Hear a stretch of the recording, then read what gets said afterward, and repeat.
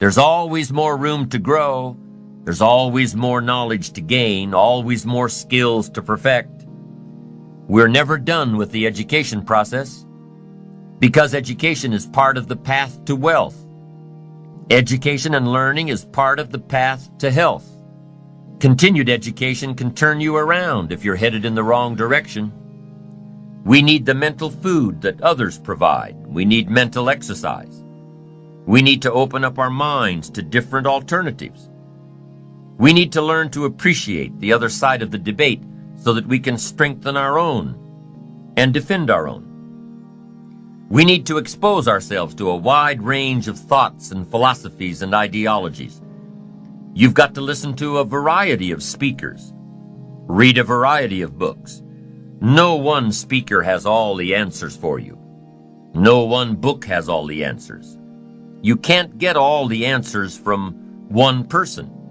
We need a variety of influence to give us input, to give us ideas, to manage our business, to manage our relationships, to manage our finances, to take advantage of our time. We need a variety of influences. We need a variety of books in our library. We need a variety of tapes in our video library, our audio library. We need a variety of voices. And here's what else we need. We need a variety of points of view. Points of view can be so valuable. Somebody says, "Did you ever see it from over here?" And you say, "No." So you step over there where they are and you take a look back over here from their point of view. And you say, "My gosh, I never thought from this perspective. It's so different. No wonder you think the way you do." Here's the clue. Take advantage of all that's available in terms of mental food and mental exercise. Be eager to learn. Always be eager to learn, no matter how far along you are in the journey. No matter where you are in your success. Keep that eagerness to learn. Gather up as much knowledge as you can. And then what? Debate it. Put it all on the table and look at it. Dissect it. Turn it around and stare at it. Ask questions. Make statements. Don't take it for granted that one person has all the answers you're looking for. Take their knowledge, but don't take it as the only knowledge. Make sure that what you finally do, the model you develop of strong appreciation for your own style and your own methods and your own process for achievement, make sure that what you finally do is a product of your own conclusion. That's what's valuable. Not to just go do what someone says without debating it. Consider the source and then do it your way. You can take an interest in what someone says, digest it, take notes on it, but then debate it. Look at it from all angles. Be a student, not a follower.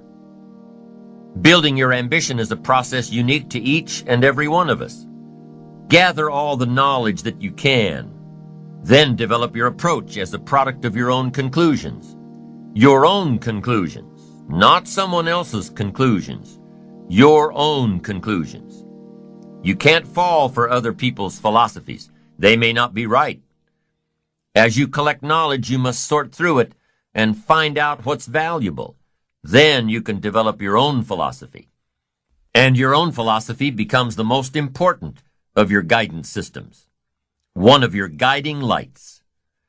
So develop your own plan, lest you get into trouble with someone else's. And debate the plans of others, the philosophies of others, the achievement styles of others, the way others appreciate themselves. Debate all this. Why? Because it affects everything. The value you place on your plan, the value you place on yourself, the value you place on life in general affects everything around you. It even affects how you respect time, the 24 hours a day given to each of us to do with as we please. There's a connection between appreciating yourself and appreciating and respecting time. People who appreciate themselves understand and respect the use of time. Here's what I call the best-kept secret of the rich. Interesting discovery that I made one day. I couldn't believe it when I found out that rich people have about 24 hours a day, and poor people have about 24 hours a day. Wouldn't that drive you mad until you found out what the difference was? I'm telling you, the difference is in the management of the time. A few simple disciplines practiced every day, and your whole life can change. Your future can change. Your income can change. You can learn from negative as well as positive. The Bible is such a great book because it is a collection of human stories on both sides of the ledger. One list of human stories is called examples. Do what these people did. And the other list of human stories is called warnings. Don't do what these clods did. What a wealth of information. What to do and what not to do. I think it also means, however, that if your story ever gets in somebody's book, make sure they use it as an example, not a warning. All the successful people I know and work with around the world are good readers. They just read. They are so curious that they are driven to read because they just have to know. It is one of the things they all have in common. Here's a good phrase. All leaders are readers. And they use cassette programs too, especially while they're in the car or during other times when they can't read. Cassettes can help all of us easily pick up new ideas and new skills. Did you know there are cassettes and books on how to be stronger, more decisive?